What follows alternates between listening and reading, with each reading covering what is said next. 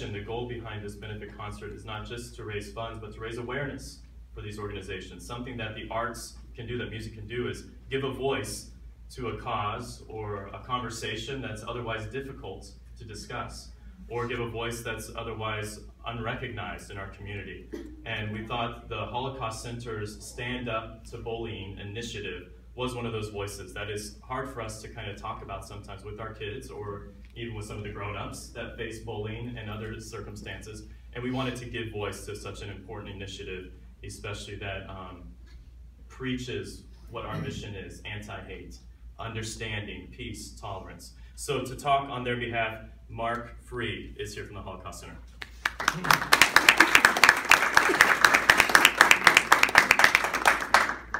Thank you. I didn't realize I was going to be first.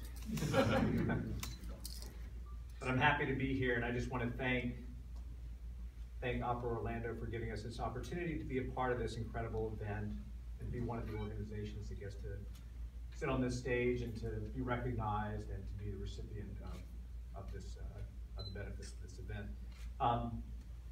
One thing I'll tell you very quickly is it's my honor that most of these organizations that we're sitting next to are organizations that we have partnered with and worked with and believe in strongly, and whose missions we support and they've supported us in the past. That makes us feel really great about this.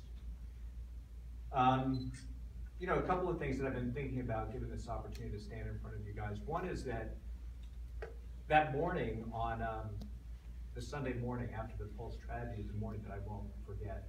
And for me, it happened like this. On Sunday mornings, I run with the group and we leave before dawn, and I got up early and I hadn't turned on the news and I hadn't really seen what was going on. And I met the group of folks that I run with, and they began to talk about something had happened. Something had happened, and they gave little bits of details and little bits of information. It all just seemed very surreal. I didn't really understand. And I went about my run that morning, you know, occasionally kind of playing back in my head, what were they talking about? And I kind of forgot about it, and then went through my run, and I got home a couple of hours later and turned on the news and picked up the newspaper and began to read about the details. And I kind of went through my day. I have 3 kids, 18, 16, and 12, and I thought, how am I going to explain this to them? What have they seen so far? What do they know so far? And how much do they understand? How much detail do they need to go into with them? And it was a very complicated day. And then at some point during the day, all I could think about at that point was my role as a dad, right? And then I began to think about my role at work and what was I going to tell my team and how were we going to go to work the next day and pretend like things were fine. And then I talked to Pam, our executive director, who's sitting here today, and she suggested, and rightly so, that we needed to make a statement from our position as the Holocaust Center. And so I remember that later that afternoon I sat down to write something that we sent out to our constituents and eventually was published in the Sentinel. And in that piece, what I thought about was how powerless I felt that day. And I think a lot of us probably felt the same way, right? This horrible thing had come to our city. And what could we do?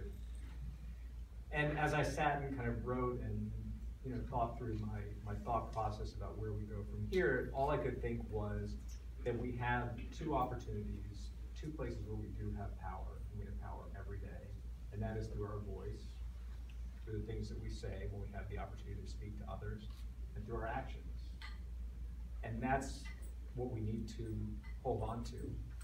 And that's been kind of this recurring theme for me and for our organization and for the other organizations that we've talked to and kind of shared with, is that we need to continue to speak loudly about our missions and what we believe in, and the kind of community and the kind of world that we're trying to create and support.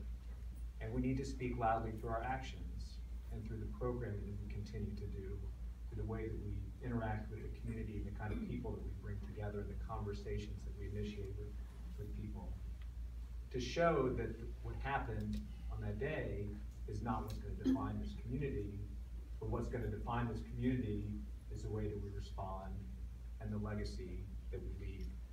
That we become stronger, that we continue to pursue opportunities to bring people of different faiths together, people of different backgrounds together, people of different ethnicities, that we will love and respect one another regardless of where we come from or who we live, who we love, or what we believe in, or the color And what's neat for us, if there can be something positive that comes out of this, is that that has been our mission for 30 plus years. To use the lessons of the Holocaust to rid the world of hate and prejudice and bigotry and racism of all kinds. That has been our mission for 35 years.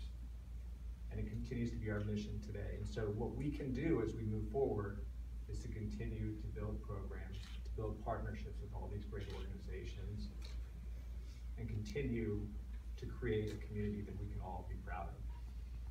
I think I went over my time. But I just want to thank you for this incredible opportunity to be a part of this great event and to be a part of these other wonderful organizations and to continue to push forward and make sure that our legacy in coming out of the Pulse tragedy is something positive, and we continue to push forward for a community that truly loves